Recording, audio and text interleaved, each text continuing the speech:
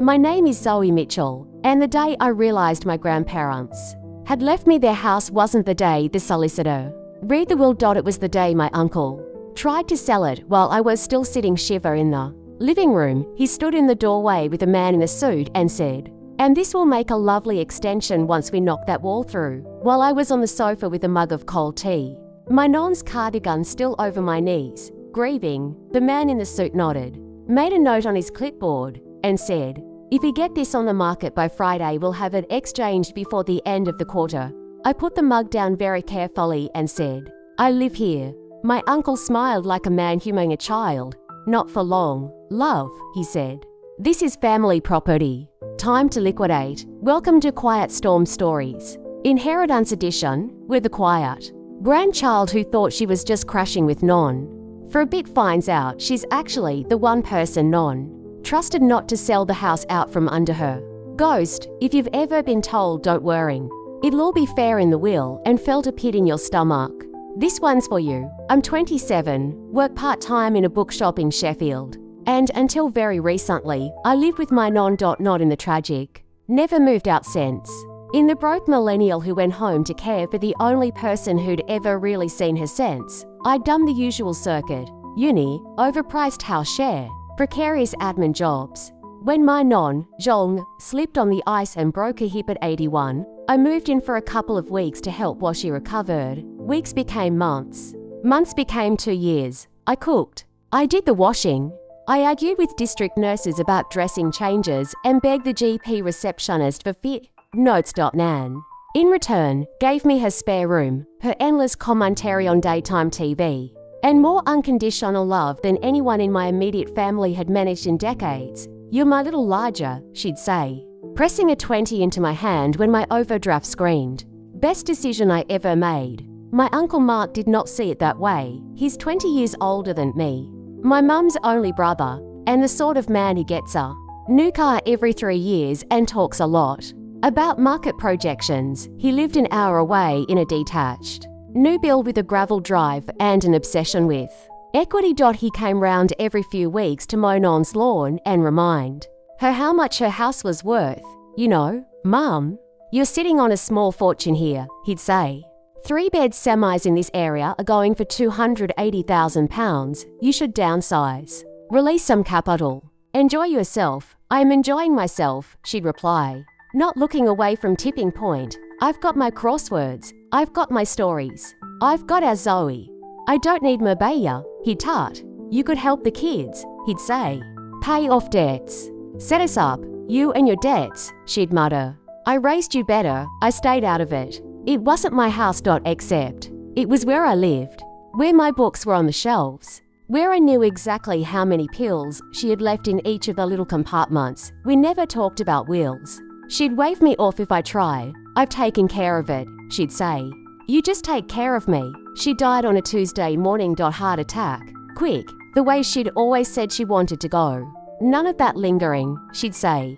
"Just drop me in the Tesco frozen aisle and be done." I was there.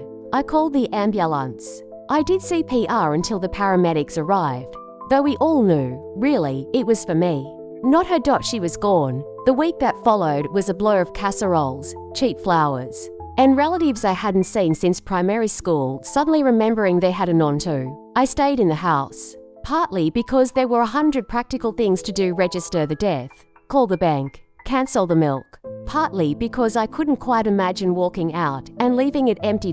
Uncle Mark took charge of the big stuff. "I'll sort the paperwork," he said, patting my shoulder after the funeral.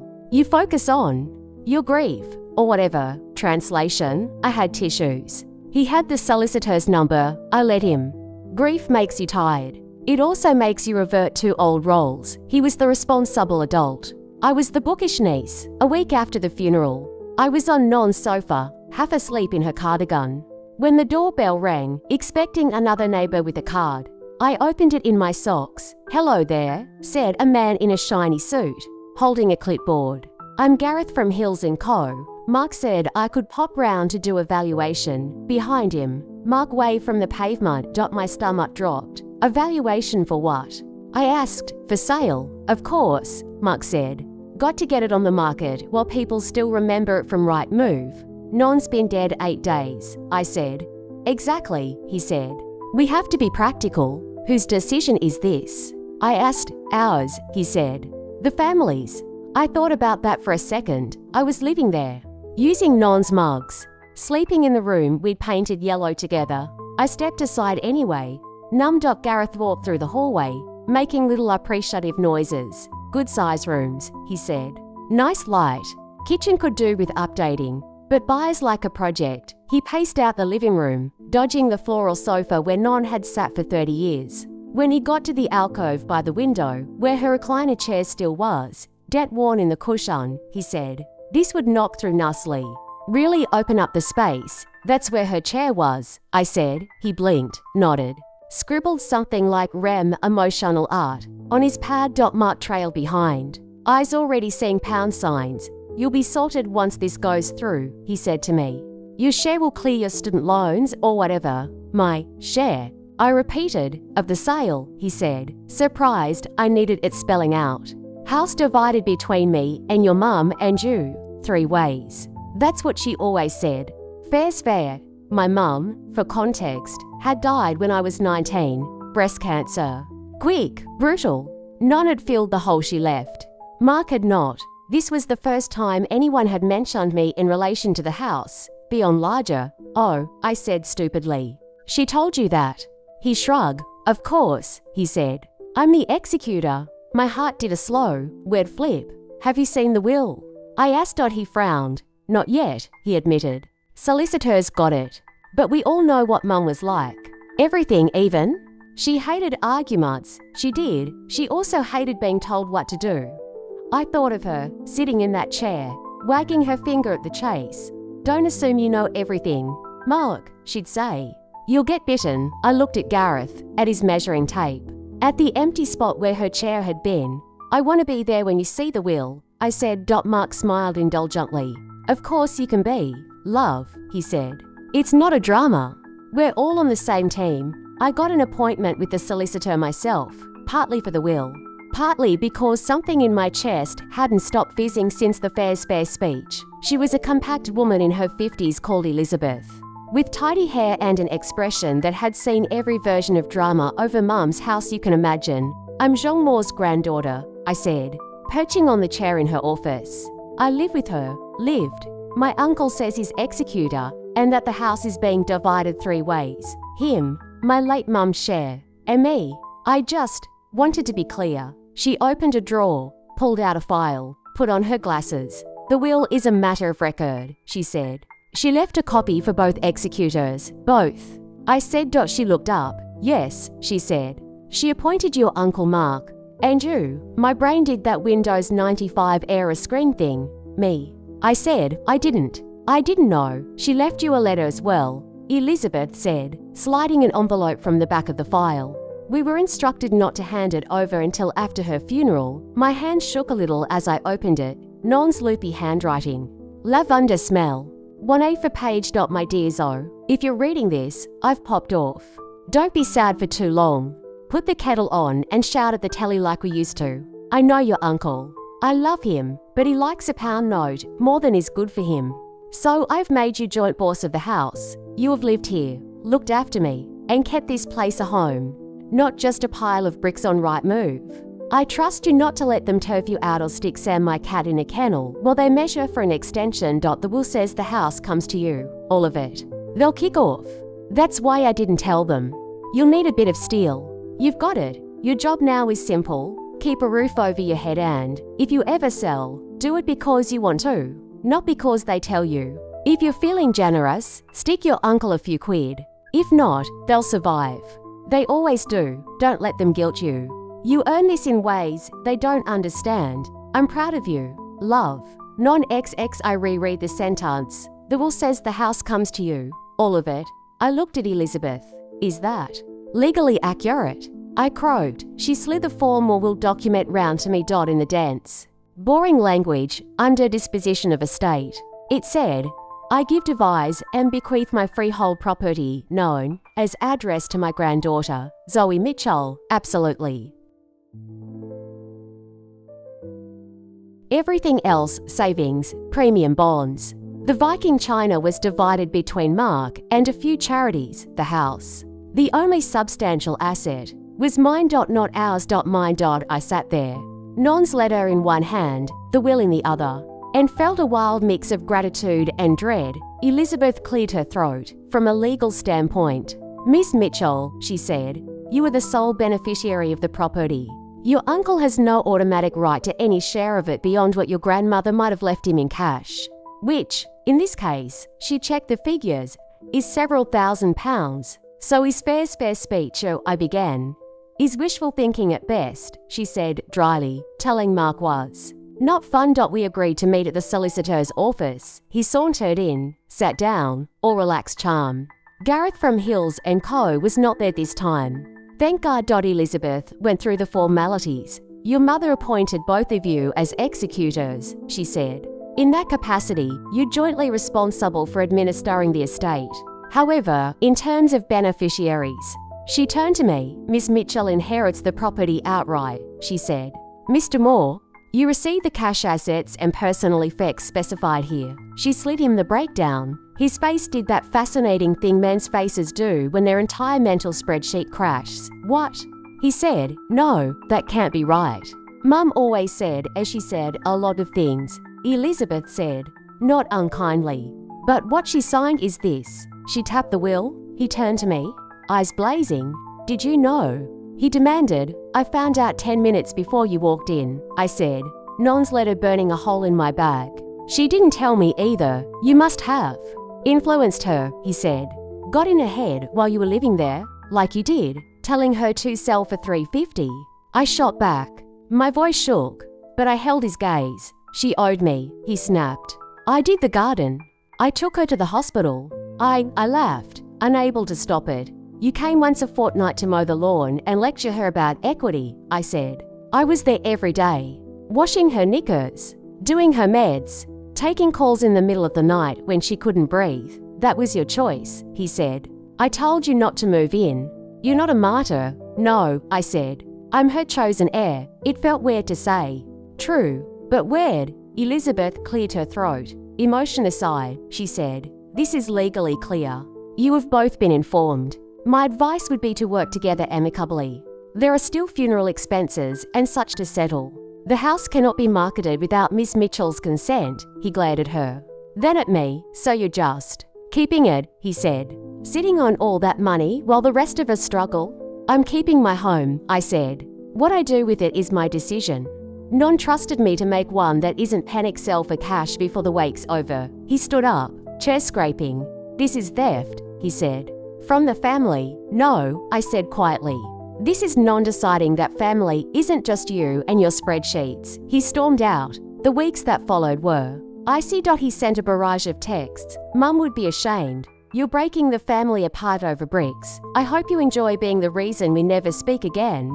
For every guilt trip text, I reread Non's letter. Don't let them guilt you. You earn this in ways they don't understand. It helped. Mum's side of the family, for the most part, were bemused. She left it to Zoe. Uncle Dave said at the wake, good for Zhong. About time someone rewarded the actual carers. Others muttered. Mark's fuming. Cousin Steph whispered. He thought that house was his retirement plan. It was Non's, I said.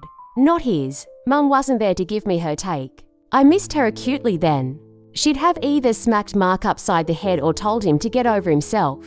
Or both. Living in the house after all that felt different. The walls knew. They'd been Non's, then briefly family property in Mark's dreams, and now, legally, mine. I walked around with new eyes. The avocado bathroom suite. The 1970s carport. The cupboard under the stairs with 40 plastic carrier bags. It wasn't exactly a gold mine, as is. It was an old lady's house with my books shoved in the gaps. For a while, I considered selling. Pay off everything. Moved to a flat nearer town. Escaped the weight of family history. But every time I looked at Rightmove, I'd hear Non's voice. If you ever sell, do it because you want to, not because they tell you. Did I want to? Or was I reacting to Mark's pressure? In the end, I did what I do with everything. Made a spreadsheet. Optioner, sell now. Clear the small amount of debt I had. Have a healthy deposit on a flat, plus some to save or invest. Upside, money, Downside, lose the only place that's ever felt like mine. Option B, stay, modernized slowly. Rent out a room to Elijah. Build equity. Upside, home. Downside, avocado bath forever. I asked myself, if Mark wasn't in the picture, what would I choose? The answer surprised me. I'd stay. For now. So I did. I got a cheap white bath off Facebook Marketplace. Painted over the wood chip wallpaper. Kept Non's floral curtains in the spare room because they made me smile.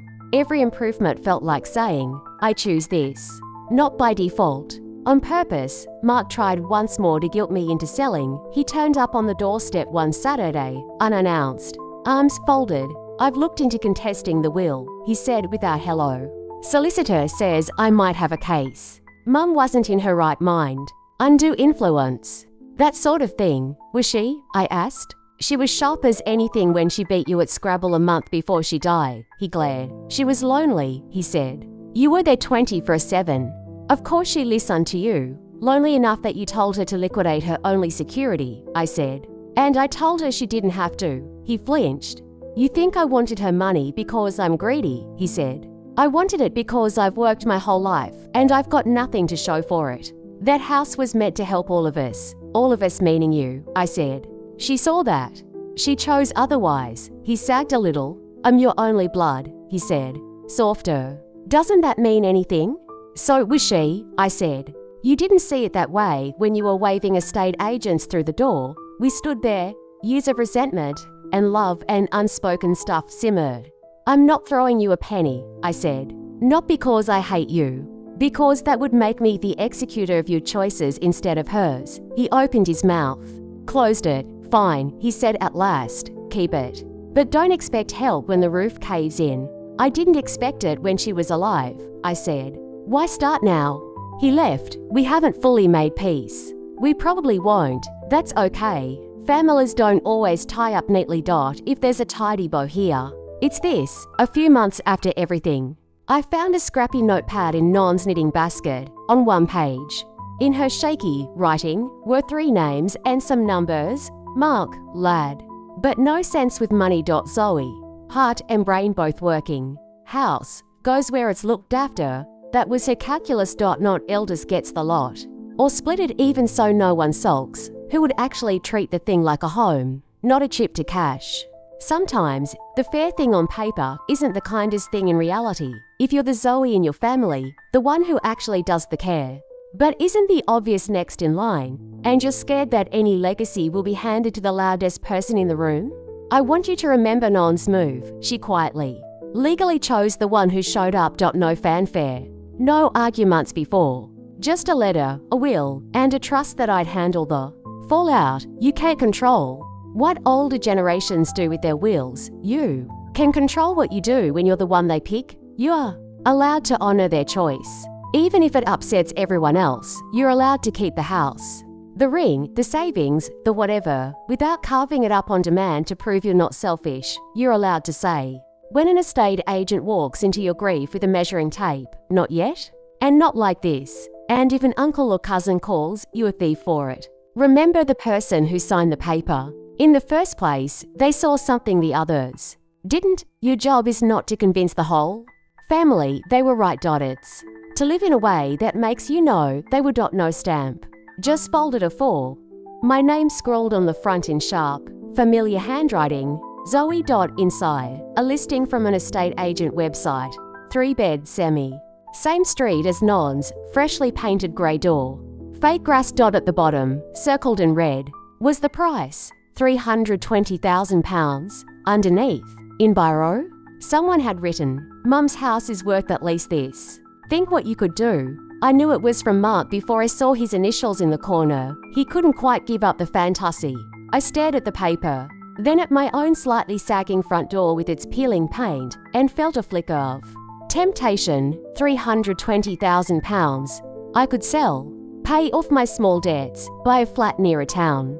Maybe even have enough left to actually travel somewhere that wasn't the Q@LIDL. Then Non's letter flashed through my mind. If you ever sell, do it because you want to, not because they tell you. Did I want to sell? Or was I reacting to someone else's red pen? I folded the print out and used it as a bookmark for for Wuthering Heights. Because none would have found that poetic. If you've never been the unexpected sole inheritor of a house in a not cheap city during a cost of living crisis, let me tell you, the internal noise is loud. One part of your brain screams, "You're rich," cash out. Another whispers, "Don't you dare lose the only bit of security anyone in this family has ever had." On top of that is the chorus of other people's opinions. "You're so lucky," friends said. "I'd sell and move abroad." "Keep it," my best mate Mia insisted. "Rent a room, Airbnb the spare when you can, be a smug landlord, but, like, an ethic." An ethical one, you should do a loft conversion, my colleague Mr. Patel said. Add value. Use equity for another place later. None of them were wrong. That was annoying. In the middle of everyone's spreadsheets. I had to find my own quiet answer. What I knew for certain, I loved the house. In a way, that wasn't just about bricks. I also didn't want to be swallowed by a must cling to this forever fear. I didn't want to turn into Mark, seeing every floorboard as pound signs. I also didn't want to ignore the fact that, for once, I had options. So I booked an appointment with a financial advisor, not Mark's mate from the golf club, an independent one who didn't know my uncle from Adam. Her name was Priya, early 40s, pinstripe trousers.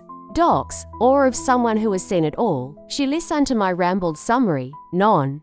Will, Mark, guild, temptation. Then she said, let's separate three things: what Non wanted, what your uncle wants, and what you want. She drew 3 columns on a pad. Under Non wanted, a roof over my head, house looked after, not bullied into selling. Gunda. Mark wants, cash to feel he wasn't left out, to be right about equity. Eternally under Zoe wants. I hesitated. Then said, security, some joy, less drama. She nodded. Keeping the house, at least for now. Ticks the first and possibly the second, she said. Selling to appease Mark only ticks the third for him, briefly. For you, it would reignite it. So, stay, I said. For now, she said. You're 27. You don't have to decide your forever home today. In financial terms, living in an owned house you can comfortably afford and slowly improving it is a very solid move. The key is to protect your position legally, so no one can pressure you into remortgaging for their shortfalls, like releasing equity to bail him out. I said. She smiled. Exactly, she said. Repeat after me. My house is not the family cash machine. I wrote it down. The next test came not from Mark, but from our gas bill. 6 months after I inherited, energy prices did their leap, and I got my first winter statement as a sole occupier. I sat at Non's old table, staring at the figure, and heard her voice. Put on a jumper, Zoe. We're not hitting the street. I added a hoodie and made a cup of tea. Then I did something I never thought I'd do. I got a larger. Her name was Jess, nurse, 30s, quiet. Paid on time, out a lot. She took the small back bedroom that had once been my mum's as a teenager. The first month, she transferred her share of the bills and rent. I felt an odd mix of independence and stewardship. I was someone's landlord, not a cartoon landlord, rubbing my hands like a villain. A very human one, making sure the boiler worked and the gutters didn't overflow. Knowing that a leak didn't just affect me now. It changed how I saw the house again. Not a static monument to Non. Not just my safe place, but also a place that sheltered someone else. That mattered. When Mark heard, via the grapevine, he rang. Oh, so strangers get to live there, but your own uncle can't have a bit of the value. He sneered. You've got your own house, I said. This one is actually being used, not flipped. I could have invested that money, he said. Made it grow. You just pissing it away on new baths and bookshelves, he said. Bookshelves like they were drugs. My return is having home. I'm not scared of losing daily, I said. That's enough. He huffed. At some point, he was going to have to accept this was a long game. His kids, my cousins, surprised me. At a family barbecue. After a few ciders, one sidled up. Dad won't say it, she muttered. But it's kind of sick what Non did. Sick as in bad? I asked. No, like fair, she said. He Ben goes on about how hard done by he is, but he never even visited unless there was something in it. You were there all the time, her brother chimed in. Non told me once, he said, like 2 Christmases ago. Don't tell your dad, but I think Zoe's my favorite. She actually puts the bins out. We laughed. What I'm saying is, cousin continued, don't feel bad. He feels entitled because his name's on the birth certificate and yours isn't. But she saw who did the actual graft. It was weirdly healing. Hearing that from his children, they weren't blind. The story wasn't just greedy niece steals house. There were other readings. About a year after the will reading, I found the last piece of the puzzle in the loft, clearing out old suitcases. I came across a thick envelope addressed, for Zoe. If I forget to tell you this in person, Non had been hedging her baits. Clearly inside was a short note not about the house. About guilt, you likely feel bad about all this. Love, she wrote. Because you're built that way. But remember, I made the choice, not you. If they want to be cross, they can be cross at me. I'll be dead. I don't mind. Your job is to live. Read your books. Put plants where I had knickknacks. Laugh. If you spend all your time trying to make it up to everyone, I'll haunt you. Now go and do your library thing. JX, it was the first time it properly hit me. By splitting her estate the way she had. She hadn't given me a burden, she'd taken hers off me. All those years I'd worried about what would happen to her if she fell. If she got scammed, if someone pushed her into a bad sale. She'd quietly arranged for there to be one person with final say who wasn't itching to monetize everything. That was a gift. It reframed my responsibility. Rather than, I must keep everyone happy, it became, I must not squander what she trusted me with. That didn't mean never selling. It meant making that choice on my own timeline. For my own reasons, people romanticize inheritance until they actually get one. Then they realize it's not just free money. It's a set of decisions the dead person didn't get to finish. In my case, the decision was, who gets to choose what home means now that she's gone. I chose to stay. To modernize gently. To invite in one paying guest, Jess, and a lot of free ones, friends in need of a sofa. I also chose not to remortgage to bail anyone out, not to co-sign my uncle's business idea. Not to let guilt drive me into carving up my life's one solid asset just so he could feel less left out. If you're in a similar position, unexpected heir, angry relative, ringing phone, here's what helped keep me sane. Clarity beats vibes. Read the actual will. Sit with a solicitor. Know what's legal versus what's what people say at wakes. Separate grief from guilt. Missing the person is not the same as owing everyone else their stuff. Your sadness doesn't obligate you to undo their choices. Ask, if they hadn't left this to me, what would I be doing right now? If the answer is working, renting, surviving, then maybe keeping it for a while is not selfish. It's catching up. Remember their agency. They picked you. If your uncle and a sibling has a problem, their real quarrel is with the ghost who signed the paper, not the living person honoring it. And if one day you do decide to sell, renovate, rent, or even give part of it away, let it be from a place of true desire, not from being worn down. You can be generous without erasing the fact that, for once, the universe via your non put your oxygen mask on first. What you do with that breath is your story, not anyone else's spreadsheet.